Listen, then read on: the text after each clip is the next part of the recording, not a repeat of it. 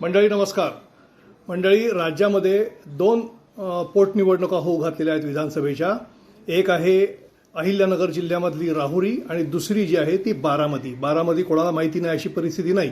पुणे जिल्ह्यामध्ये बारामती विधानसभा मतदारसंघामध्ये पोटनिवडणूक होऊ घातलेली आहे. अहिल्यानगरमधल्या राहुरीची निवडणूक जी होते ते शिवाजीराव कर्डिले तिथले जे भाजपाचे आमदार होते त्यांचं अचानक हृदयविकाराच्या झटक्यानं निधन झालं होतं. त्यामुळे तिथे पोटनिवडणूक होते आहे. आणि दुसरी निवडणूक होते ती बारामतीमध्ये. बारामती हा गाजलेला मतदारसंघ आहे, देशामध्ये आहे, राज्यामध्ये गाजलेला आहे. तो पवार घराण्यामुळे आणि पवार घराण्यातले जे मोठे उदयोन्मुख नेते होते, लोकप्रिय नेते होते असे अजित पवार यांचं अचानक आणि अकाली अपघाती निधन झाल्यामुळे ही पोटनिवडणूक लागलेली आहे.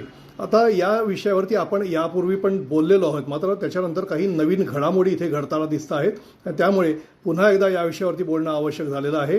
राहुरीमध्ये शिवाजीराव कर्डिले यांचे चिरंजीव आहेत अक्षय यांना भाजपानं उमेदवारी दिलेली आहे. आता तिथे राष्ट्रवादी काँग्रेस शरद पवार पक्षाचे प्राजक्त तनपुरे जे माजी राज्यमंत्री देखील होते, जयंत पाटील जे राष्ट्रवादी शरद पवार पक्षाचे नेते आहेत त्यांचे ते भाचे आहेत, ते निवडणूक लढवण्यासाठी इच्छुक आहेत. मात्र तिथे आता पुन्हा काँग्रेसनं निवडणूक लढवण्याची इच्छा जाहीर केलेली आहे आणि बारामतीमध्ये देखील काँग्रेसनं निवडणूक लढवण्याची इच्छा जाहीर केलेली आहे. या दोन्ही निवडणुका ज्या आहेत मागच्या वेळेला म्हणजे 2024ची जी निवडणूक झालेली होती तिथे त्यावेळेला शरद पवार पक्ष जो आहे, राष्ट्रवादी काँग्रेसचा शरद पवार गट जो आहे त्यांनी निवडणुका लढवलेल्या होत्या. एक प्राजक्त तनपुरे मी म्हटलं त्याप्रमाणे राहुरीमध्ये, आणि इथे अजित पवारांच्या विरोधामध्ये त्यांचे सख्खे पुतणे योगेंद्र पवार हे निवडणुकीच्या रिंगणामध्ये होते.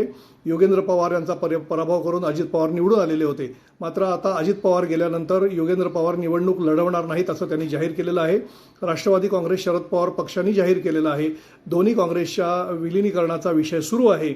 मात्र तिकडे प्राजक्त तनपुरे देखील निवडणूक लढवणार नाहीत असं जर झालं किंवा इथे राष्ट्रवादी काँग्रेस शरद पवार पक्ष निवडणूक लढवणार नाही असं जर स्पष्ट झालं तर काँग्रेस निवडणुकीच्या रिंगणामध्ये उतरवण्याचं नक्की झालेलं आहे.